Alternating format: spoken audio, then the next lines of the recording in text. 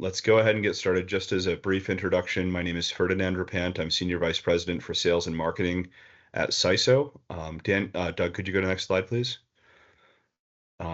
In this discussion today, we'll briefly touch on who SYSO is, knowing that not everyone in the webinar is very familiar with SYSO or our services. We'll introduce our hosts, and then we'll go ahead and kick off into the agenda. The agenda today will cover PJM capacity market overview, the base residual auction results and price drivers that we saw develop over the summer. We'll talk through implications for solar and battery energy storage projects. And then, as discussed before, we'll end with question and answer session with our experts. That'll be a moderated question and answer session, so please submit your questions through the Microsoft form that we provided, and then we'll pick from that list. We will follow up with any questions that get asked or don't get asked as well. So, don't be concerned if your question isn't asked. We'll follow up directly with you via email. Any questions, concerns, comments that you have, the info@syso.com email box that you received the invitation to this Teams from is a live box. So feel free to reply to it, and SYSO will handle any other questions that you have, from that dialogue. Doug, could you go to the next slide, please? So just talking about SYSO briefly, SYSO is a market operations company. So we handle things such as asset registration services. We do commissioning support. During that commissioning phase, we do simulation of arbitrage, is something we commonly do for developers. Asset operations, we have a 24/7 network operations center located in Boston. That's where you'll see the background of one of our presenters today is from that center. We do asset optimization, so we're looking for ways to use artificial intelligence and data science to optimize our asset market strategy after the asset's been commissioned, is live operating in the market. And then we pass that through our human operations team to ensure that everything is going according to plan. We also handle all reporting and settlement. Assets under management, we manage about 2.5 gigawatts of battery, energy storage, and solar assets from coast to coast. We have assets under contract in every US-based ISO. We're currently at 199 assets in 15 states. You can see the market served. It's all the markets in the US. So ISO New England, New York ISO, PJM, MISO, ERCOT, CAISO, and SPP. We also anticipate we'll be entering Canada by the end of the year. Can we go to the next slide, please? So when we think about how SYSO supports PJM customers, so SYSO's team has extensive experience managing clean energy resources in PJM. The services that we provide to PJM clients, we act as a market participant in PJM, so we can be your direct market access for PJM or act as your agent to PJM. We do real-time telemetry and dispatch, 24/7 market operations through our NOC center in Boston. We also provide asset optimization and monitoring, energy ancillary services and capacity market management on your behalf, qualification, registration, participation, and settlement. So a key topic of discussion today will be the upcoming NOI period for PJM towards the end of Q4, and we'll be talking about how we can support you and your assets in that process. Next slide, please. So just talking about our two presenters for today, we have two true experts who have spent a large portion of their career focused on PJM and how to make clients successful in PJM.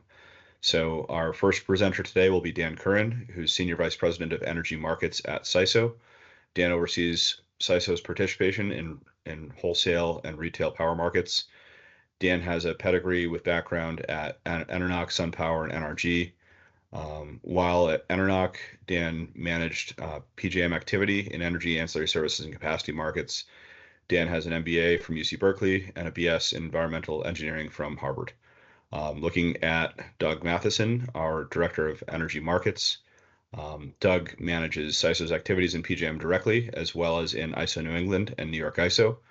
Doug is recognized as an expert and thought leader in each of these markets. Doug's had previous roles at Enernoc and NLX.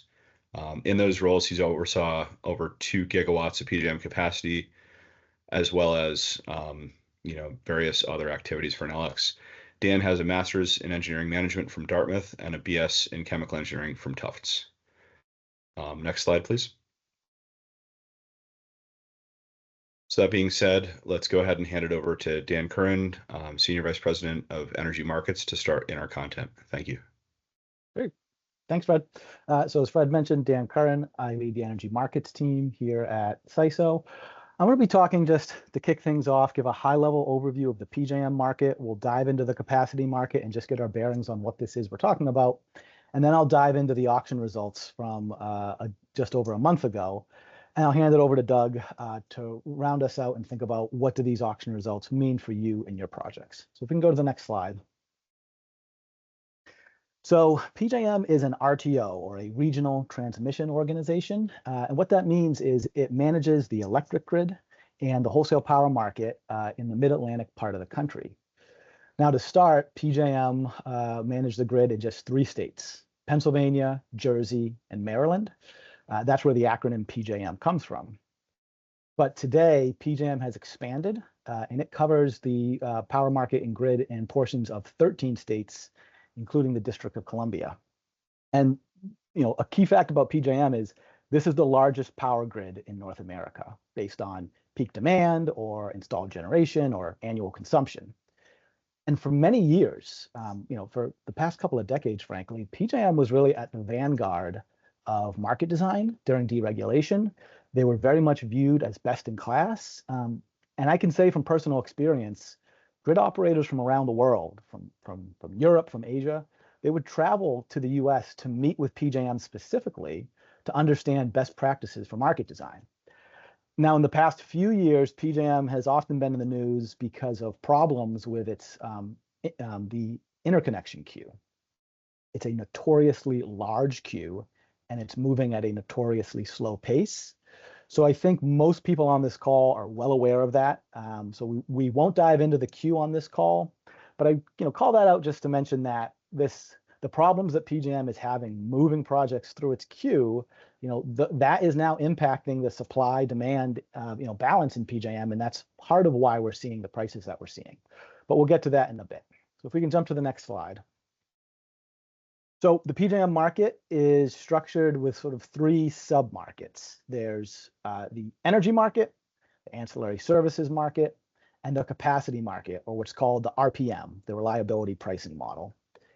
And a capacity market is really just it's a market-based way of ensuring what's called resource adequacy, right? So PJM, as a grid operator, as a system planner, they're looking out into the future, because PJM actually has a forward capacity market, and we'll talk about that.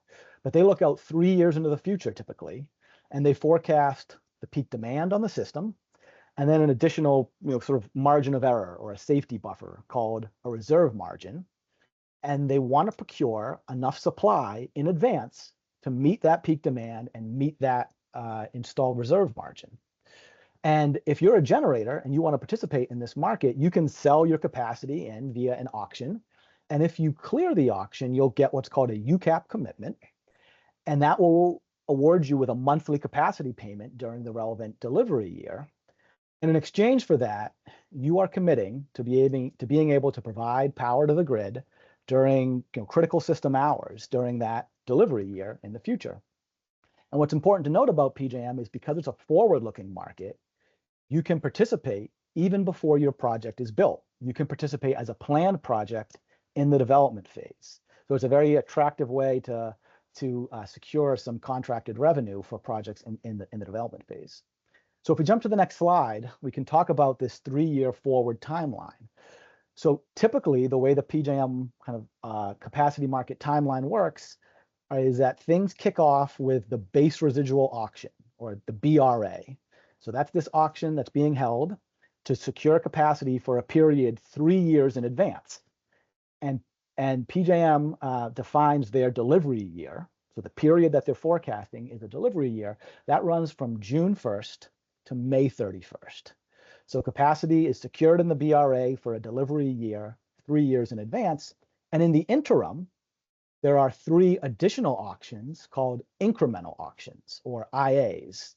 And in these IAs, you can take on more UCAP commitment if you have the capacity to, or if you've already taken on a UCAP commitment, you can shed it.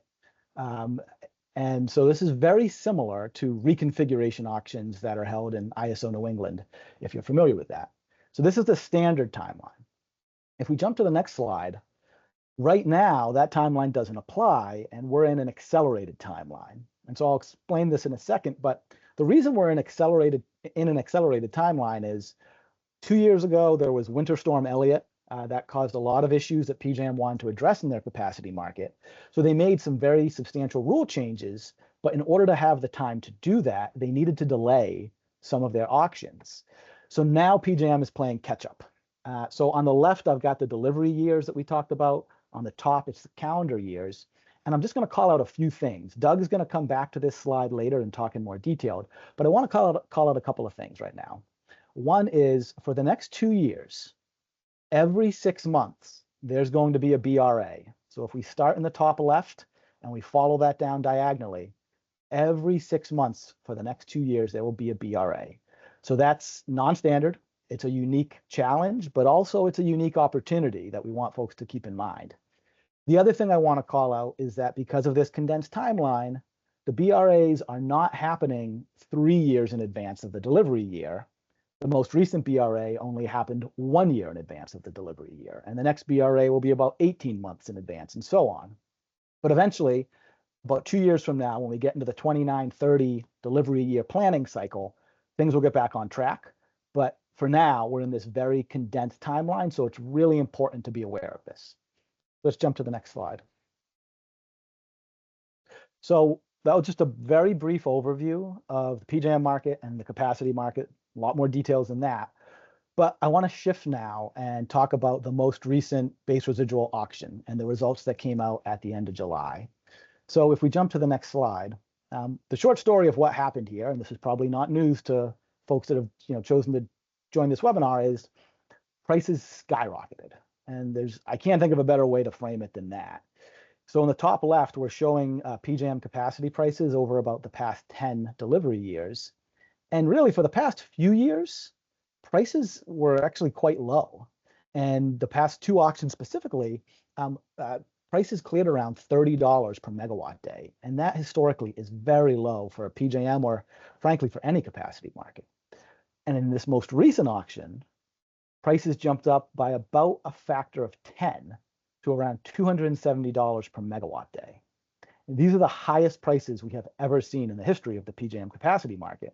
And to give some context, $270 per megawatt day is just about $100,000 per megawatt per year. And in a couple of parts of PJM, in 2 capacity zones, Dominion and BGE, which you can see on the map, prices went even higher. And they went all the way to the auction cap, the auction ceiling price for those zones. And the prices were about $170,000 per megawatt per year. So very high prices. And we'll dive into the reasons, but the short story here is supply and demand, right? This is Econ 101. Supply came down, demand went up. At the same time, prices rise, right? And this increase was not necessarily a surprise. A lot of people saw this coming. We had a webinar in the PJM capacity market about 6 months ago. And when Doug was talking through that, he suggested that we should expect these prices to rebound in the 25-26 auction. And even PJM themselves has been warning about this. PJM put out a pretty seminal white paper at the start of last year, and they called out that even though prices at the time were quite low and it seemed like there was more than enough supply, they called out that there were several changes coming around the bend. And they were, if you go back and read that report, they were very prescient in terms of what they were suggesting was going to be happening that was going to tighten the supply-demand balance. And in large part, those predictions came true. So it's a simple supply-demand story, but it is more complicated than that. So let's dive in, if we can go to the next slide. So we'll start on the demand side of the equation, and I'll start on the left side of this slide. To me, the single kind of most interesting, story to be told here of what happened is load growth, right? So for the past 20 years, we've been in this era of low load growth in the US, and that has officially come to an end in the past 12 months. And the short story there is artificial intelligence and data centers that are being built to serve that compute need for AI. This is probably not news to anyone, but this has really kind of caught the electric industry kind of in a macro sense. This has caught the industry somewhat flat-footed. And this is rippling across the country. Utilities all across the country are trying to get their head around this. But PJM is acutely impacted by this dynamic and by load growth. And the reason for that, kind of, the short story is Northern Virginia and what's called Data Center Alley. So Data Center Alley is the largest cluster of data centers in the country, and by some measure in the world. Somewhere upwards of 70% of global daily internet traffic flows through Northern Virginia every day. So it's the largest cluster of data centers today, and it is forecasted for the foreseeable future to remain the largest cluster, and it'll see the largest absolute growth in terms of data centers and demand. So PJM is feeling that. In addition, as you can see on this map, there are other kind of secondary data center clusters that are also in the PJM footprint in Columbus, Ohio, and in Chicago, and there are many others across the country. But PJM is going to experience significant load growth compared to the rest of the country as data centers are built out by these hyperscalers trying to meet the needs around AI. In addition to that, trends from electrification that we've known about for some time, and then also industrial growth, in particular, semiconductor facilities in Ohio as a result of the CHIPS and Science Act. So load growth is, it's a nearly 3.5 gigawatt change in expected load growth just in the past year, right? And that's more or less going to be a one-way street. This trend does not seem like it's going to slow down. If anything, it might accelerate. And then on the right-hand side of the screen, installed reserve margin. So this is still on the demand side of the equation, but it's a modeling impact, not sort of a real-world impact to an extent. What I mean by that is, so the installed reserve margin, I talked about that margin of error or that safety buffer above peak load that system planners need to have. That's what the installed reserve margin is, and it's measured in percentages. The percent above peak load that a system planner feels they need to have secured by supply.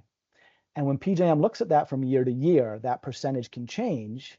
And in the past year, that percentage went up by about 3 percentage points, from about 14% to 17%.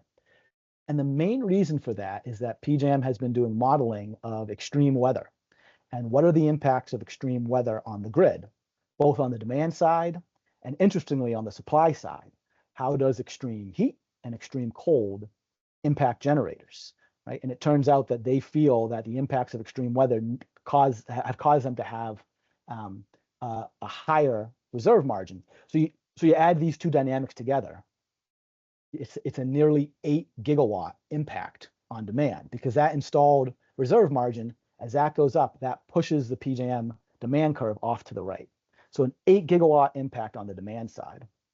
If we jump to the next slide, at the same time, on the supply side of the equation, supply is coming down.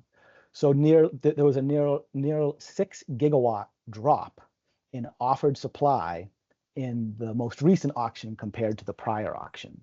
And there were several reasons for this, but the largest reason was deactivations and retirements and planned retirements of thermal resources, in particular, coal and oil, right? So on the right-hand side, I'm showing the Brandon Shores coal facility. This is a 1.3 gigawatt coal facility just outside of Baltimore, and it's slated to retire in June of 25. So this is a meaningful part of why those capacity prices in BGE went as high as they did. Now, there's a couple of reasons why coal facilities in particular are making the decision to retire. One is on the revenue side. Frankly, coal is just not cost competitive right now in the PJM market when it's compared against renewables and low-cost natural gas, right? So because it's not cost competitive, it's not being dispatched as much by PJM, and so it's not earning as much revenue. So you've got a revenue impact. And then on the other side of the ledger, on the cost side, there are several EPA regulations that are in the works for things like nitrogen oxides, sulfur dioxide, mercury. So a lot of new air quality regulations, and the planned compliance costs for these coal facilities to be in compliance with these rules is significant. So these facility owners are looking at lower revenues, higher costs, and many of them are deciding to make the decision we need to leave the market, right? So we'll have to watch this trend and see, will these retirements continue? How do high prices impact that? So if we go to the next slide. So the last rule change to discuss is what's called capacity accreditation. So this is the most kind of nuanced, rule change, right? And we could do multiple webinars just on this, and I would probably put half of you to sleep. So I'm not going to go deep here in terms of the fine details here, but the salient thing to note is accreditation is how a generator gets qualified for the capacity market and what % of their nameplate capacity gets qualified. Because no generator gets qualified for 100% of their nameplate. And if you've been following any capacity market in the country for the past 3 or 4 years, this idea of accreditation has been very prominent. Because as renewables come on the grid, system planners have to think about reliability in a different way. And what PJM is doing is they're implementing a methodology called ELCC, effective load carrying capability. This is a probabilistic model, right? And it looks at different types of scenarios in the future and how different resources or different classes of resources are going to impact and contribute to system reliability. And at the end of the day, ELCC is a D rate, right? If you're a 100 megawatt generator and you get a 30% ELCC, you can offer 30 megawatts into the capacity market. And PJM made 2 key rule changes related to ELCC in the past year. The first was they shifted from what's called average ELCC to marginal ELCC. And again, we could do an entire webinar just on that. I'm not going to go down that rabbit hole. The upshot here is for renewables and for storage, their ELCC went down with that change. Wind actually saw an increase, interestingly enough. Doug's going to talk about this impact for solar and storage later. The other change that PJM made that was, in fact, more impactful to the supply equation was this was the first auction where they were applying ELCC to thermal resources. So in prior auctions, a gas or a coal facility, it was accredited based on what's called its forced outage rating. How often was it on outage? And they might get a 90 or a 95% rating. But now with ELCC being applied to thermal resources, you can see they're getting 60, 70, 80% ELCC. So a meaningful reduction, because PJM is starting to look at not just outages, but this idea of correlated outages. When it's extremely cold, it's not just that one generator is going to trip. Lots of gas generators might trip, which is what we've seen in the real world. So if you take a step back, you add this all up. On the demand side of the equation, we saw an increase in forecasted demand, an increase in modeled demand with the reserve margin. And on the supply side of the equation, we've seen a reduction in offered supply, largely from retirements, and a reduction in modeled supply from these ELCC rule changes. So you add this all together, this is a perfect storm that hit all at once. And it's kind of no wonder that we've seen prices increase the way they have. And frankly, most of these trends are forecasted to persist. So we're at kind of the dawn of an era of high capacity prices in PJM. So at this point, I'm going to hand it off to Doug, and he's going to kind of walk us through, what does this mean for you? How should you think about the capacity market now that we're in this new era? So Doug, take it away. Cool. Thanks, Dan. And I'd attend your ELCC webinar. I wouldn't fall asleep. Thanks again, Dan, for covering all that. As Fred said at the beginning, my name is Doug Matheson. I'm a director here on the energy markets team at SYSO, covering the Northeast markets, so New England, New York, PJM, primarily the wholesale markets, and that's what we're going to focus on today here with PJM. So Dan, just a quick recap. Dan just covered what happened with PJM capacity and kind of the key drivers of why. And so now what I'll do for the balance of the presentation today is get into what does this actually mean for solar and storage project developers and asset owners, as well as next steps if you're interested in getting into PJM capacity. So I'll get into more detail on each of these topics in the next several slides, but these are the 3 kind of key concepts that I want to get across. So, and Dan's already hit on a lot of these, but just to kind of drive it home, the high prices that we just saw coming out of the 25-26 BRA, they are very likely to persist until supply can catch up with demand. But they won't last forever. These prices are a clear investment signal to the market, to capital, so they're not going to stay high forever. Second, if you haven't contemplated participating in PJM capacity in the past, either because you didn't know it existed, you weren't familiar with the rules, maybe you saw, those past several years of very low historical pricing, or maybe you saw what happened in Winter Storm Elliott with the reports of, billions of dollars of underperformance penalties that ended up being assessed to resource owners. Whatever the case might have been, in light of these high prices and in light of some additional market rule changes and other topics I'll get into, we do encourage you to kind of reassess your position. And this may go without saying, but I'll say it anyway, but adding capacity revenues, especially at these pricing levels, can lead to better project economics for project developers. And if you're an asset owner and you already have an operating project, it's going to add a new cash flow right out of the gate. That said, taking on a UCAP commitment, a capacity commitment PJM, it's not a free lunch. There is potential downside. I just alluded to it with the non-performance penalties during Winter Storm Elliott. But ultimately, this is something that, SYSO, this is what we're experts in. We can help you understand those revenue penalty trade-offs so that you can make an informed decision.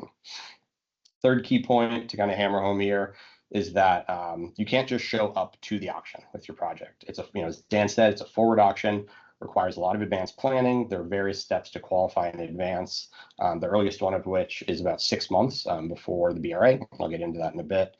That said, the compressed auction schedule, and Dan said this earlier, I'm just going to reiterate it, it presents a unique opportunity to take advantage of what are essentially stalled supply and demand macro trends, and potentially lock in up to 4 years of potentially lucrative capacity revenues in auctions that are all taking place over the next 18 to 20 some odd months. So first off, we've been talking about high pricing and low ELCC, but what does this actually mean in terms of actual dollars for solar and storage developers or asset owners? So we're going to try to pull it all together here. So, while that drop, that change from average to marginal ELCC accreditation that Dan just covered did result in a significant drop in the amount of megawatts that solar and storage could take on in capacity auctions, ultimately the sheer magnitude of the increase in pricing was enough that it was enough of it to offset it, that it still resulted in a net revenue gain. Solar in particular took one of the largest ELCC hits. You can see that in the graph on the left there. But despite that, solar developers or asset owners still saw or would have seen a 2.5x increase, year-over-year increase from 24-25 to 25-26 in capacity revenues for every megawatt of nameplate or installed capacity. 4-hour storage, by comparison, saw a 6x increase. So it's pretty meaningful changes. Second is, with electrification and data center build out, as Dan was talking about earlier, almost everyone sees demand growth as effectively a one-way street here for the foreseeable future. And it would take a significant growth in supply in a very short amount of time to actually rein in the high pricing. And again, that's one of the key reasons why folks are, including SYSO, are assuming that this high pricing will persist for some time. Don't have a crystal ball, so don't hold me to it. But my best guess is that we will see, another 3 to 4 delivery years before prices start to moderate. Looking ahead to 26, 27 in particular, Dan covered some of the load forecast upgrades, load forecast increases from 24, 25 to 25, 26, and even the IRM. So from 25, 26 to 26, 27, there's more coming, right? So PJM's load forecast is up another 3 gigawatts year over year into 26, 27. And they're increasing their installed reserve margin from, I think it was 17.8, it's going to be now 18.6. On top of that, as you can see in the graph here, the demand curve that was used in the 25-26 auction is in blue.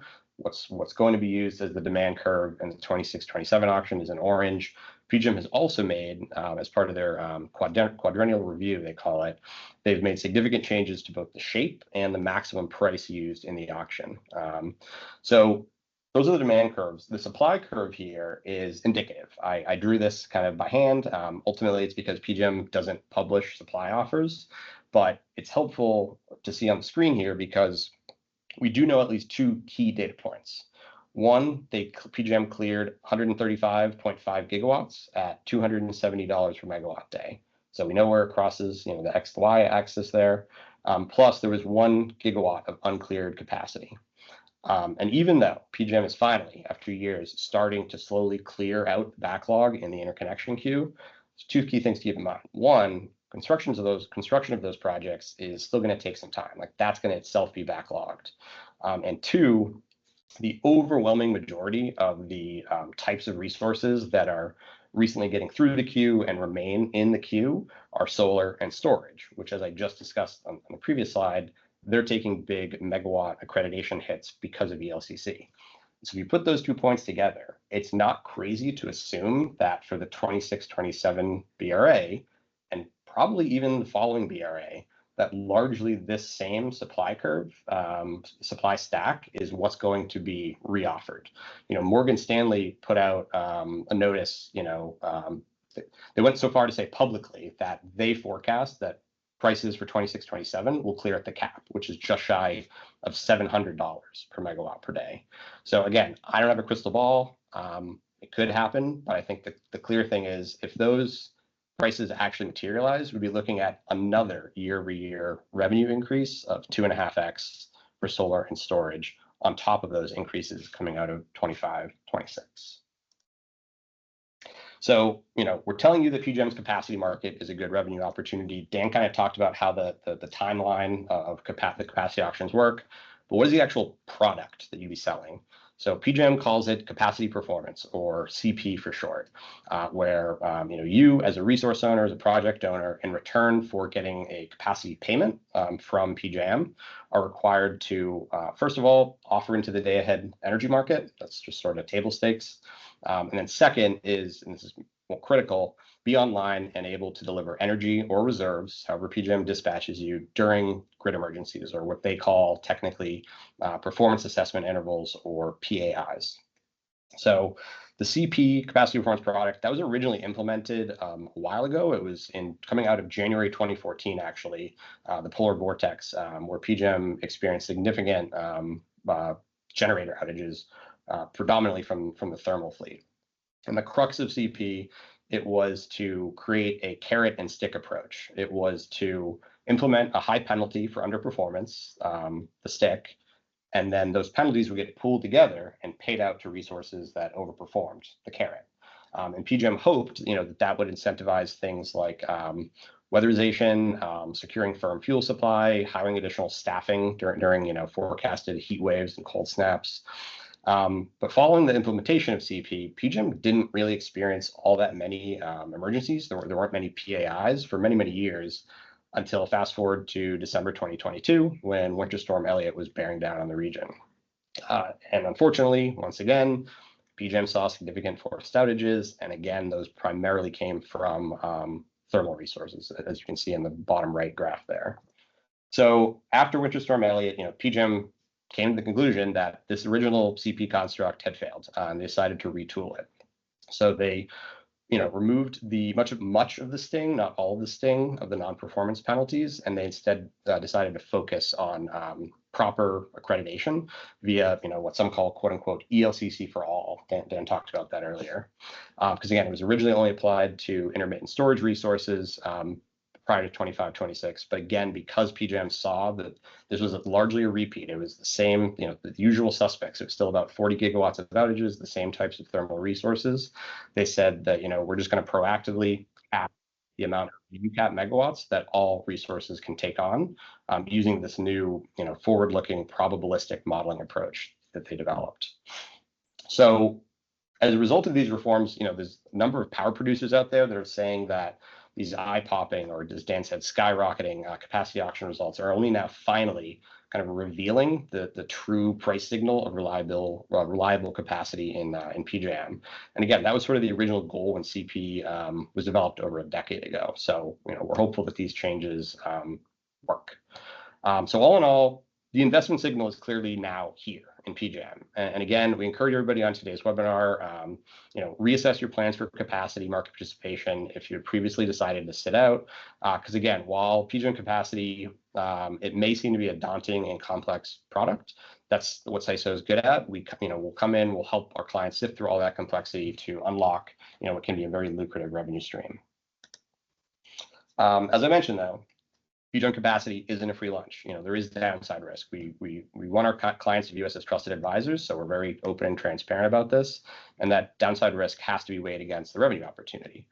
One key thing to note is, the underlying penalty rate itself, the calculation from going into 25, 26, that was largely unchanged as part of PJM's recent reforms. It varies year to year, zone to zone, but it's still roughly $2,000 to $3,000 per megawatt hour.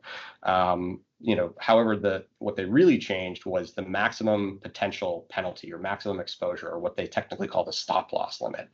That was significantly reduced. It used to be tied to what's called net cone, net cost of new entry, which was essentially the cap, the highest price at which an auction can clear. So it was 1.5 times net cone. But they changed that in 25-26 to 1.5 times that BRA clearing price. And that impact, pretty clear, can be seen on the screen. If you look on the left-hand side, when BRA prices were very low in the 22-23 delivery year, that's the delivery year in which Winter Storm Elliott took place. It took only 6 hours of delivering no energy or no reserves before 100% of your capacity revenues would have been eliminated. And because Winter Storm Elliott, because that declared emergency stretched over 2 days, many resource owners that didn't or couldn't perform, took hits equal to several multiples of their capacity revenues. And again, it's because that stop loss limit was tied to this administrative auction clearing price cap.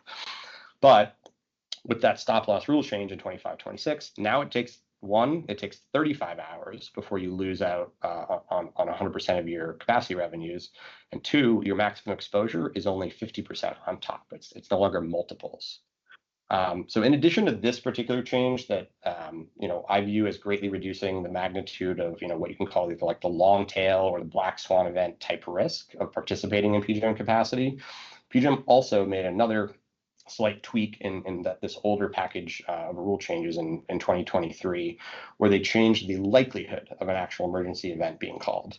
So historically, and during Winter Storm Elliott, PJM, the way that emergency was declared is what I've kind of somewhat jokingly referred to over the years as hitting the big red button. It's an administrative declaration of an emergency. It's to some extent open up to operator interpretation, like whoever's in the PJM control room, and so it's somewhat qualitative. But coming out of Winter Storm Elliott, one of the key changes was they now tie what defines a performance assessment interval, a PAI, to an actual real-time shortage of operating reserves. And so if any of you are familiar with ISO New England's capacity market, which they call PFP or pay for performance, that is similarly tied to a shortage or a scarcity of reserves. And so PJM largely moved to emulate that. And again, that's going to reduce the likelihood that a performance assessment will be triggered. And again, this first change reduced the sort of long tail black swan type risk. So beyond those two kind of rule changes that you can say sort of passively change the overall risk profile of participating in PJM capacity, there are still ways to actively mitigate risk too that SYSO offers to our clients. The first one's pretty cut and dry, pretty straightforward, but I'll mention it anyway. Because a lot of people don't always know this, PJM doesn't require intermittent renewable or storage resources to fully offer your full accredited capacity into the auctions. They do for thermals, right, for thermal resources, but you don't have to. So the easiest option is you just don't have to offer in your full accredited capacity into an auction if you don't want to. But beyond that, more sophisticated approaches, the default is that PJM allows solar resources, for example, to take on a 12-month year-round commitment. But obviously, that poses a risk if another Winter Storm Elliott type event, takes place in overnight hours in the winter when the sun's not shining, right? But PJM has an option for solar resources to offer as summer only, where you're only going to get 6 months of capacity revenue for June through October plus May, but you're also only exposed to penalties in those 6 summer months. Similarly, PJM allows wind resources by default to take on a full year commitment, but they can participate as winter-only resources if they so choose, because wind's output profile generally is higher during high-risk winter hours than it is during high-risk summer hours. And due to the fact that the PJM fleet, the operating fleet, the installed base as a whole, currently has an excess of wind compared to solar. With wind also, as Dan mentioned earlier, getting a better ELCC rating than solar. What ended up happening in 25-26 is there's over a gigawatt, as you can see in the upper right bar chart there. There's a gigawatt of accredited wind capacity that wanted to participate as winter only, but there was no complementary summer only pairing partner for PJM to do this behind the scenes or PJM, excuse me, PJM facilitated pairing. So in short, in the housing market, everyone says, oh, it's a buyer's market, it's a seller's market. Right now for PJM capacity, it's a solar developer's market because, there's so much excess wind looking for a summer partner. And so this could be a good way to de-risk, your capacity revenues if that's something you want to explore. I've been focusing on standalone solar. It's also worth noting, though, that for solar plus storage projects where you've got better output, in the summer, just because you've got the solar and the storage, whereas in the winter, you're really just relying on the storage. You can do a hybrid approach of this, right? You can offer the storage portion into the auction as an annual resource, and the solar portion can offer in this incremental summer only capacity. But again, this is something where SYSO can step in and help you understand all those pros and cons of different auction strategies. All right, lastly, as I mentioned earlier, you can't just show up to the auction and hope to offer in. It's a forward auction, requires advanced planning, and there's several pre-auction qualification steps, all of which, SYSO helps guide our clients through. Dan showed this slide earlier, hone in on some specifics. First gating item to qualify is what's called the Notice of Intent, or NOI, which it's a binding commitment that if you're a planned, not yet operational project, you need to make to PJM. It's going to be 6 months before a BRA or 3 months before an incremental auction. That NOI is essentially the starting gun of all the other qualification steps. Key thing to know is that if you miss it, you can't participate in that auction. Conversely, if you submit an NOI but then don't offer in, there's a penalty of sorts where PJM then prohibits you from participating in any remaining auctions for that delivery year. So you would forego the opportunity to actually earn revenue for a year if you do that. Sorry, getting a little hoarse here.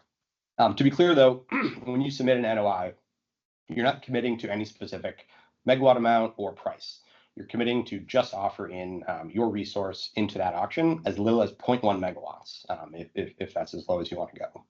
So I want to reiterate what Dan mentioned earlier about this timeline. Project developers, asset owners, you got a very unique opportunity with the possibility to capture up to 4 years worth of capacity revenues at very high pricing across several auctions over the next couple of years. It's important to note that, we've got this vertical dashed line kind of showing us where we are in time chronologically, September 2024, while the 25-26 BRA is obviously already behind us, as is the Notice of Intent deadline for the 26-27 BRA. There's still an opportunity to qualify for IA3 for both of those years, for 25-26 and 26-27. And additionally, I'll get into this in a bit more detail. The NOI deadline for the 27-28 delivery year, which is going to kick off that whole planning process, that's just a couple months away. So taking a look at time, I won't spend too much on this slide just because we only got about 15 minutes left. I want to leave time for Q&A, but just wanted to quickly highlight that there's 3 key benefits of incremental auction participation that we wanted to highlight. Already mentioned the first, that if you missed or will miss participating in a BRA for a given delivery year, you get another bite at the apple. Excuse me. On the flip side, and Dan mentioned this earlier, if you did secure a UCAP commitment in the BRA, but then subsequently your project's COD slipped, or worst case scenario, your project was canceled altogether, this is an opportunity to shed your previously secured capacity commitment. Third is that the ELCC rating is locked at the time of the third IA. The ELCC ratings can change year to year, and so you have revenue certainty. Whereas when you go into a BRA, your ELCC rating could change between the time of the auction and the time of delivery, and so there's a chance that that your revenue will change over time. Lastly, historically, just want to highlight, third IA has typically cleared at a steep discount to BRA, but past couple of years it's cleared at or above. So Point being, IAs have the opportunity, have the potential to clear at attractive levels. And so if you've missed out on a BRA, we've been focusing a lot talking about BRAs earlier in this presentation. Don't count your project out. You still have an opportunity to try to secure attractive capacity revenues in an incremental auction. So this is the last slide before Q&A. I won't get into too much on this because, again, looking at time, want to leave some time for Q&A. But this is primarily the delivery year schedule, the planning year schedule for 27-28. But I wanted to sneak in kind of the actual most immediate next deadline is that the NOI for the 25-26 third incremental auction. So if your project, if you expect it, it's already operational, or if you expect it to achieve COD, on or before June 1st, 2025, and you didn't get into the BRA, reach out. We can talk about trying to qualify you for the third IA. 2 weeks later is the NOI deadline for the 27-28 BRA. I'm not going to read everything on the slide here. I think key thing to call out that we've got bolded there on the screen is you need to either be a market participant or have a fully executed what's called a DOA, or Declaration of Authority, with a market participant like SYSO on file with PJM in order to start participating in all the qualification activities for the BRA. Over the intervening months and years, there's other pre-auction deadlines and activities. Again, SYSO handles all of this for you. There's all the incremental auctions. There are 2 of the 3, I should say. Key thing to call out for the third incremental, it's at that point in time that you actually do need an executed interconnection agreement. Everything before then, there's sort of looser participation requirements. And then, again, this is 27-28. So the actual delivery itself we're talking about here is June 1st, 2027 through May 31st, 2028. So again, there's a lot of complexity here as we showed on this slide. I'll flip back 1, 2 rather. All these auction activities, the pre-qualification activities in the auctions themselves, they're taking place leapfrogging over top of one another. So there's a lot of complex stuff going on here, but this is what SYSO excels at and what we can help, again, distill down for clients. So again, if you have any questions about anything we've talked about today, or if you want to talk, potentially next steps to qualify your project for PJM capacity, don't hesitate to reach out. So with that, I think we will move to Q&A. Yeah, thanks so much, Doug and Dan.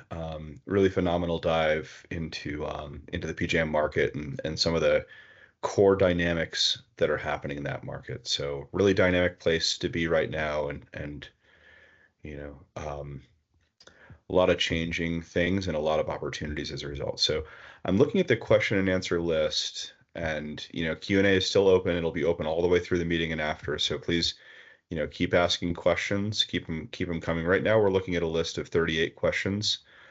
So we're not going to get to all of those questions. We'll try to wrap probably about 2 minutes early before the top of the hour, just to give time to kind of wrap up with some last minute actions and next steps. So let's go ahead and get started in our questions that we have. So the first question that we have, for projects not currently in the PJM interconnection queue, what is the earliest time that action might be required to ready a new proposed asset for bidding into the PJM capacity market? And, unless there's a volunteer, I'm going to call on Doug for this one.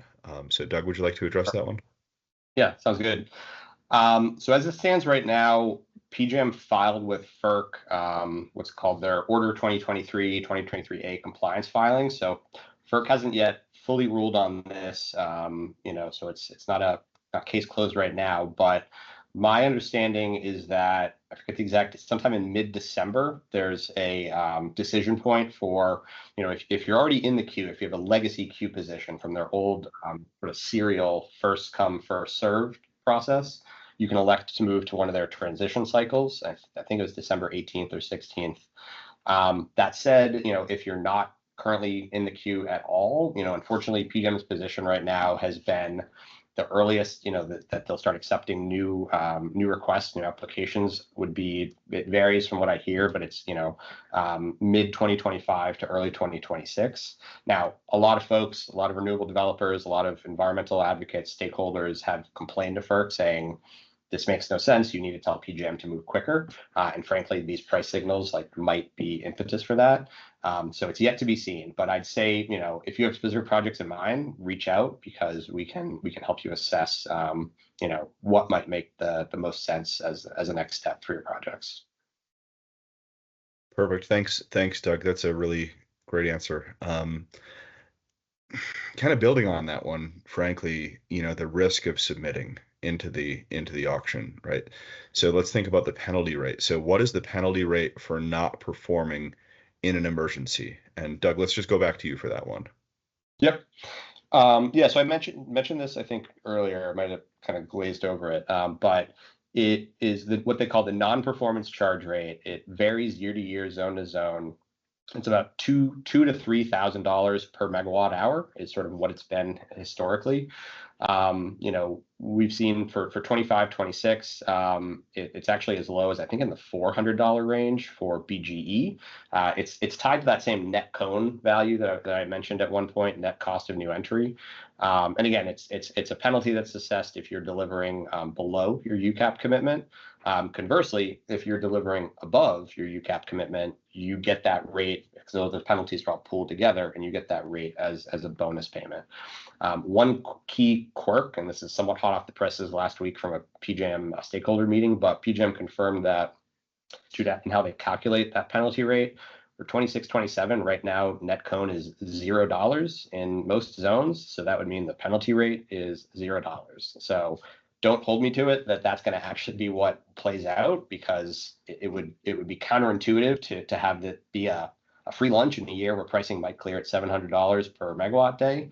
So PJM might try to put some sort of fix in place, but I just wanted to call that out because that was again, kind of hot off the presses, little quirk of what might be on the horizon.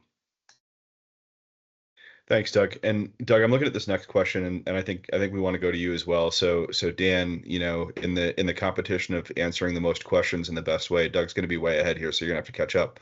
But the question is, can co-located solar and storage participate in the base residual auction together, or do they need to participate as separate assets?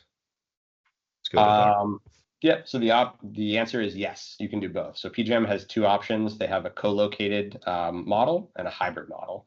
So co-located, and to be honest, I always confuse which is which, but I think co-located is the one where they're modeled as two independent assets and resources, not just for capacity, but also for energy and ancillary services. Hybrid is where I believe, and again, I could have these reversed, but hybrid is where they are modeled as a combined asset. So there's options. There's two ways to do it. Sometimes it's just, in some situations, it's up to owner discretion. But certain types of configurations, for example, if you have a really high DC to AC ratio, or if your battery sized in a certain way that it's, solar is potentially hogging in most of the interconnect capacity from the battery. In certain instances, PJM will force you to model it one way or the other. But again, if you have specific projects in mind or configuration sizings, reach out. We can kind of help you understand your options. Perfect. Thanks, Doug. All right, let's give Dan a chance to catch up in the Q&A race. So Dan, this one's going to go to you. Will this price trend maintain during the next auction, since it doesn't look like the main conditions that provoked it are going to change? What are your thoughts, Dan? Yeah, no, I mean, that's a great question, Fred. I mean, that's sort of the $64,000 question here. Yeah. Like Doug said, we don't have a crystal ball, right? And no one does. But if you look to this point, if we kind of go back through the trends that we talked about, load growth, right, driven by AI, data centers, electrification, right? These are not trends that are necessarily going to turn around. The pace at which they, increase could change, but if anything, these the pace of data center load growth could increase. I mean, that's not out of the realm of possibility at all, right? So that's not going to change. When we think about the installed reserve margin, right, as PJM's looking at both having a system that's going to have a higher penetration of renewables, these impacts of extreme weather, that does not suggest it's going to change. And then the ELCC, right? Like this move from average to marginal, applying this to thermals. These are one-way streets. And in fact, as more solar comes online, that could put even further pressure down. So those trends don't appear to change. The wild card is supply, right? And there's two things there. We saw supply pull back because of resource retirements, how do these higher capacity prices impact that trend, right? And will things that were planning on retire delay their retirements? So that's a wild card. The other wild card is, for a lot of people on this call, new supply. How fast can new supply get into the market? How fast can it get built? How fast can it get through the PJM queue? I'm not so sure you should be bullish about the PJM queue moving faster than it does now. So, our perspective, as kind of Doug mentioned, what we're hearing from others is it seems like, high prices are here to stay for some time. Perfect. Thanks, Dan. I think we have time for one more question. By the way, we're up to 45 questions that I've seen so far on the list. So they keep coming in, keep putting them in as well. We'll follow up after the webinar individually. If you have a SYSO contact, that person will reach out directly, or we'll reach out with the answers to your questions and individually. So Dan, one more question, just briefly. Is there any risk PJM lowers the capacity price before the start of the delivery year? Yeah, another great question. All right, and again, this is, I have to put my lawyer hat on. I don't have a crystal ball on kind of how any legal battles would play out. So you can never say never. But Doug and I, have thought about this and talked about this, and we view this as unlikely for a few reasons. One is, the underlying structure that was in place for this auction, FERC has already approved it, and they've already approved it as just and reasonable rates, which is kind of the standard PJM has to meet. Now, somebody could protest these results and say, file what's called a Section 206 filing with PJM to say that the market is no longer just and reasonable. And that's possible. That could happen. But a key point, but there's a very high bar for something like that, very high. And in the last PJM auction, there was one zone that cleared quite high, and it was really the result of a technicality. PJM actually wanted to rerun the auction because they felt like it was a technicality. And they got FERC approval to do that, but then that went to the DC Circuit Court of Appeals that said, no, you can't do that. You can't do what's called retroactive rate making. Okay, so even if PJM wanted to do this, it's not clear that they could. So again, never say never, but it would be a very high bar for PJM and FERC to unwind these results. Perfect. All right, thanks, Dan. And I'm sorry, Dan, but we ended up with a final score for the Q&A for our presenters of 3 to Doug, 2 to Dan. So sorry, Mr. Curran. Maybe next time. Better luck next year. Yep. So let's just quickly review what SYSO does. SYSO makes this process easy. We just spent an hour talking about the PJM capacity process. We could have spent 5 hours, and it would have been just as fascinating, and we would have had 5 times as many questions. SYSO makes this process easy. There is the NOI coming up. NOI is wide open, so we can get going on your project as soon as possible. So please don't wait. We're going to have a lot of activity and a lot of demand for projects this quarter and next quarter for the NOI. So please don't wait. Please submit your request for help to SYSO right away. You can see the information at syso.com link down below. Generally, a lot of our existing clients know how to submit a project intake form. If you don't, please reach out to me directly, reach out to anyone else in your SYSO network who you know, and we'll help make this process easy. There is plenty of time. So looking at that being said, however, there are specific deadlines. So we have to submit the DOA several weeks before the NOI is due. So at the latest, we're probably looking at first or second week of November to have that DOA submitted on your behalf and with you to PJM. So that's something we'd want to start right away. We don't want to wait until the last minute just based on the number of projects we're going to be managing for our clients this year in PJM. We can make this easy. So we're looking at about 10 weeks until the NOI deadline for the 25-26 third IA. That's going to be November 28th. And then 12 weeks to go before the NOI deadline for the 27-28 Base Residual Auction, which is on December 13th, 2024. It's never too early to start talking to us about your project. Don't be intimidated by the amount of data that Doug's put forward and Dan's put forward today. It's something that we can help with. We can help fill holes with you, ask the right questions to make this easy. That being said, we committed to ending on time. I'm a minute late. Very sorry. Thanks so much for your participation. Special thank you to our 2 expert presenters, Doug and Dan. Thanks so much, gentlemen. I really appreciate your knowledge and insight here and command of the market. So thanks, everyone. We'll talk soon.